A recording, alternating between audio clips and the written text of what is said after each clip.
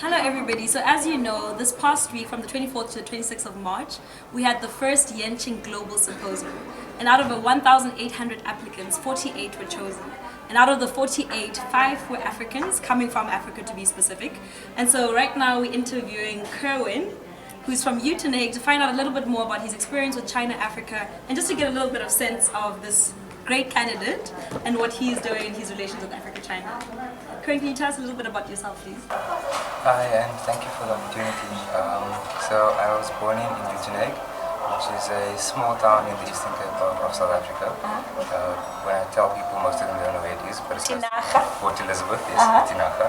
At the moment, I'm an intern clinical psychologist at Yenching Hospital. Yenching is in Mitchell's Plain, South Africa, which is a previously disadvantaged area. And we have quite a large catchment area that we service at the hospital.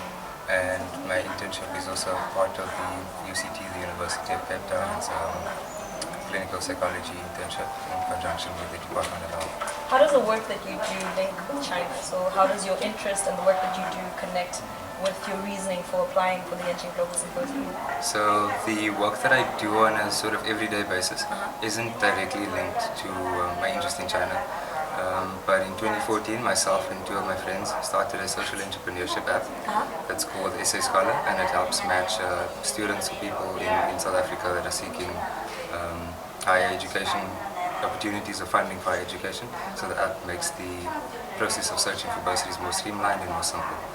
What do you think of the Africa-China relationship, and what lessons do you think we can learn, or what lessons do you think we can teach China, vice versa? Well, I definitely think there is a lot to be learned from China, and that Africa can also teach China a thing or two, so to say.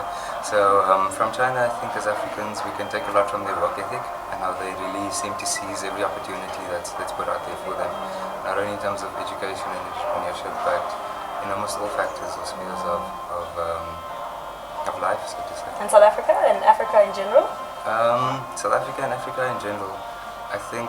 Well, I'm quite proud of our different cultures and our traditions, and the almost inherent respect that we have for one another.